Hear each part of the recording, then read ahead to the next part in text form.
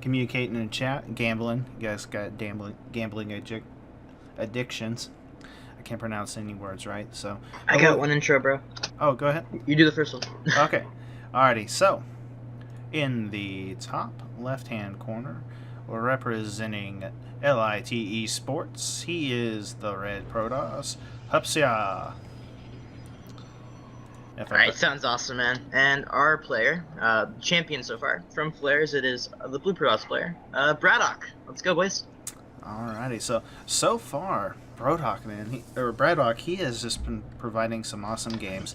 The macro, we've seen his macro game has been phenomenal. And we've seen he can also do kind of cheesy stuff. So we haven't seen any PvP yet, so this is definitely going to be interesting to see kind of what he does with this. So we're going to see what happens here. Both players starting out with a gateway, and looks like gas. So, oh, it looks like double gas here from Hupsaiya, the Red Protoss here. So definitely going to go, looks like maybe something more aggressive here. We do have a proxy pylon here, as well as an additional gateway, so I'm not going to see that gateway, unfortunately, so it doesn't look like he has a path on it either, so very interesting. As well as the cybernetics core being built here for Braddock, so definitely going to be interesting to see what they both do.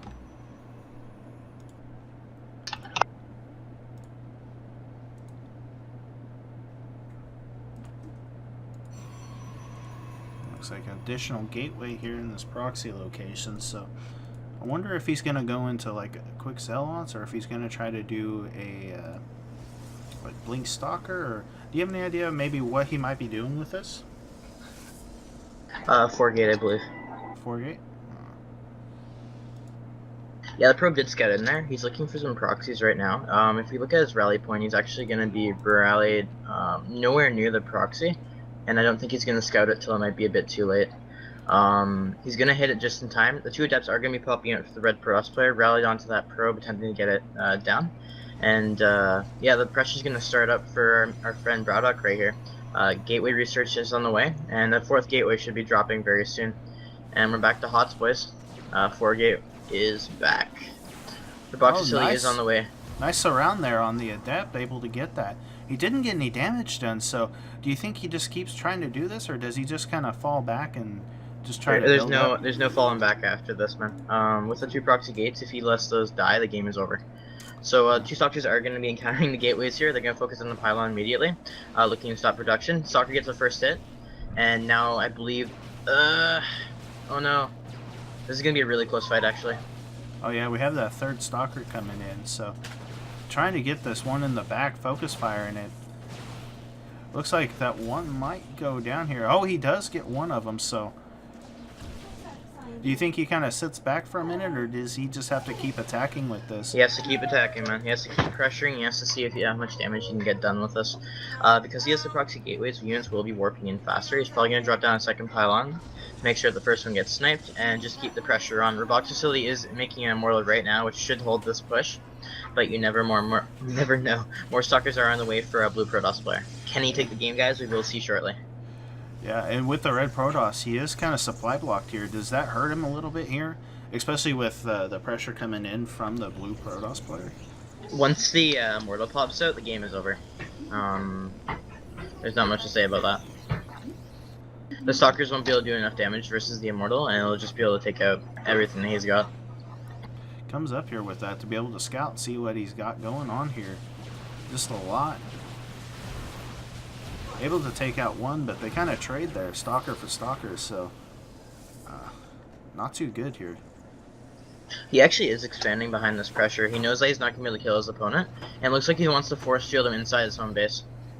So it actually was a 3-gate pressure, and he's trying to play mind games with them to think that he's going completely all in. Warp Prism is on the way for the Red Protoss player, however, so he's going to want to do some counter pressure on the other side of the map.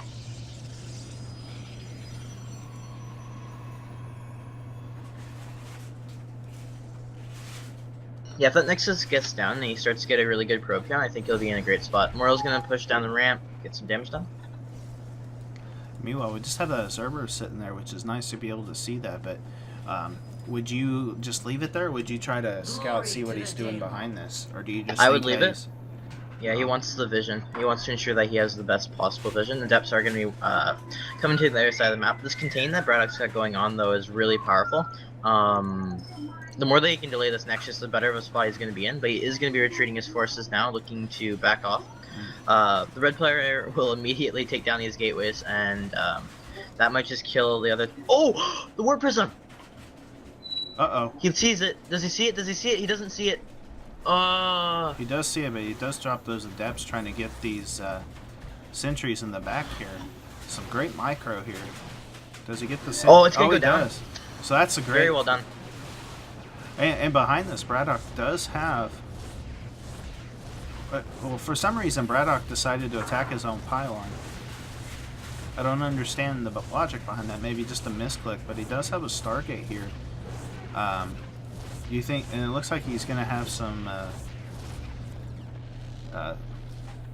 units come in here. Let's see. Oh, so he just wanted to move that. That's good on his part, I guess. But it does kind of delay him the supply a little bit.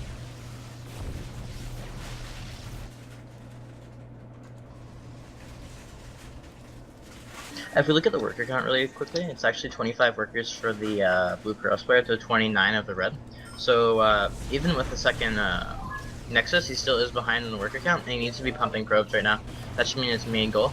I do believe that the red cross player did see that Oracle coming up, and Braddock is going to be just using it defensively for some stasis wards to make sure he doesn't die to any shenanigans.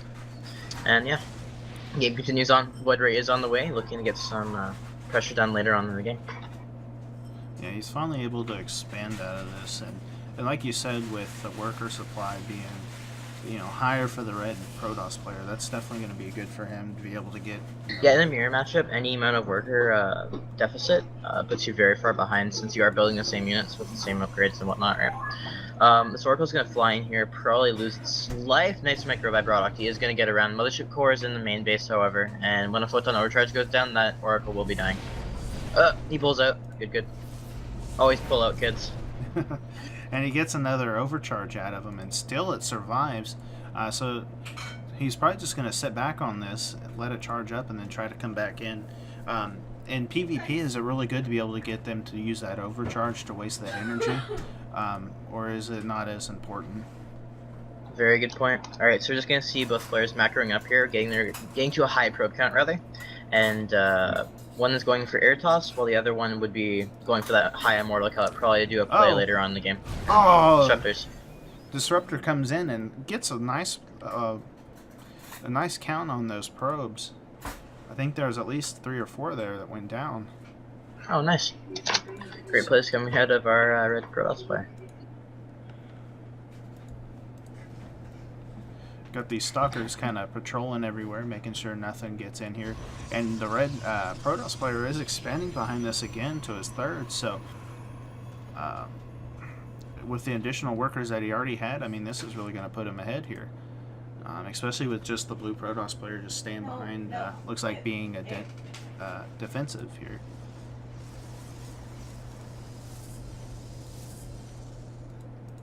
Got a bunch of... Yeah, Void Ray's out of position, so whenever this Disruptor drop comes in once again, probably to the main base, if he controls it, it's going to get a lot of damage done. Oracle does get a look at that army, notice that's very small in comparison to his own, and he might decide to push it up. May the Blink Stalker Disruptor Wars begin, ladies and gentlemen. Oh, yeah. So, we do have some some adepts coming in here. Doesn't look like they're going to get too much done, though. Looks like they did get a probe kill. Maybe 2. No, just 1. So not too much, and then he is also expanding behind his third, seeing that there was a third. Yeah, supplies are reasonably even. However, those disruptors are going to change the battle significantly later on. That warp prism rather has been tagged. He's going to chase after it with his Void Rays, and the game's going to continue. More Void Rays are on the way for our blue Protoss player. And let's see what tech he decides to go into. He is actually going to be starting to mass carriers. It would be getting that fleet beacon in the main base, and probably just start massing stuff off of this. He has a good... He's on even footing right now, so if the other Protoss pushes across the map, he should be in a good spot to be able to hold, and therefore get the carriers out and secure himself a great position. Storm is researching for one of the players. Now, do you think that Storm will have a good effect here, especially if the blue Protoss is going to go into the like air toss kind of style, or do you think that maybe he should switch it up to something else that might help it out? I think carriers are a good unit, and the problem is getting there. And with the army supply heavily favoring the red Protoss right now, and with disruptors in his composition, he's gonna be hard pressed to try and hold this push coming up. 63 foes to 55. Let's see what he's got though, boys. He is gonna be moving in position to defend. Observer does see this move out, and more Void Rays are on the way. Void Ray versus Disruptor, who wins? Well, we know how that works out. And let's see what he's got. Force fields, photon overcharge, all great things for defensive purposes, and he should be in a pretty good spot. We do see warping of these beautiful, beautiful depths going into the natural very soon, and they're going to get some work done. Stasis wards have been placed though. Yeah, and it's good because he does have the vision there with the observer to be able to see where those stasis wards are, so he should be able to take away to where he's not getting attacked or getting hit by those, but he does be able to scout the fleet beacon, so he does know what's coming, so he's got to act now and see what he can get done before the carriers have arrived.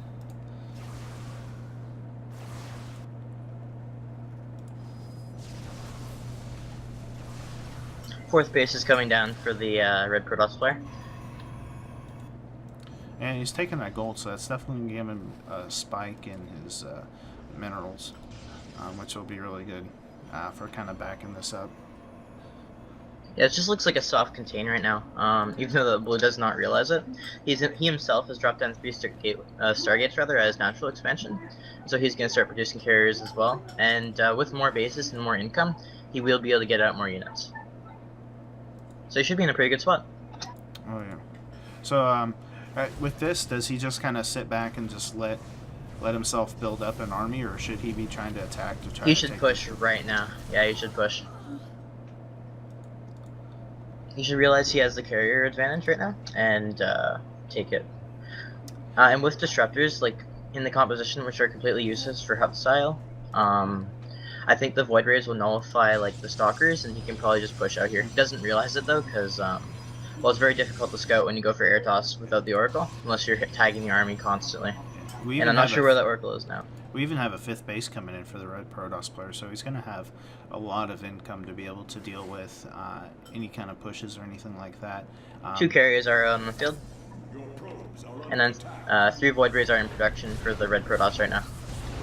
He's definitely doing good with these little adept drops, being able to kind of stop the worker production. That kind of helps boost him up even more, being able to stop any more income coming in.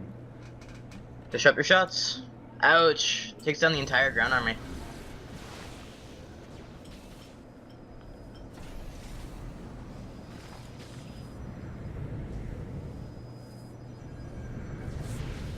Yeah, this isn't looking very good for blue right now, guys. So we'll see what he can pull through. He's gonna be pushing in right here. Storm's gonna go right on all that army. He's gonna continue to rain down, and he's eating all of it. Oh yeah. So with the adept or the I can't remember now. But we do have the push is coming in. The Storm's just eating away at everything. Yeah, interceptors are getting sniped down right here. It looks like the red Protoss will be taking this game. He is taking a 30 supply lead right now, continuing to push and continuing to melt down that carrier count. And on the other side of the map, he's continuing to produce more and more Void Rays. He's getting his Blink right now, adding on more bases, like you said, on 5 bases versus the 4 of our blue Protoss. And he's just going to keep running down death, or attempt to. Stasis wards will be sniped down, sadly. Oh yeah, and we got no, mothership! We need the toilet. Where's the toilet?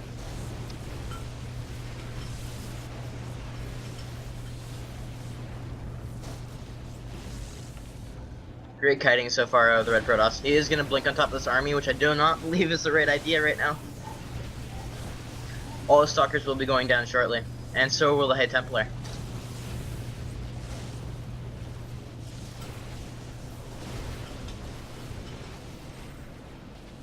Yeah, but he just had too much, and it looks like this carrier army will be cleaned up soon. Voider does get sniped down, and we're down to 2 carriers, boys.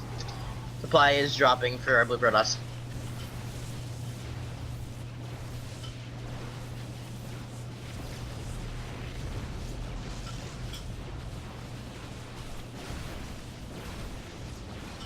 And there's the GG.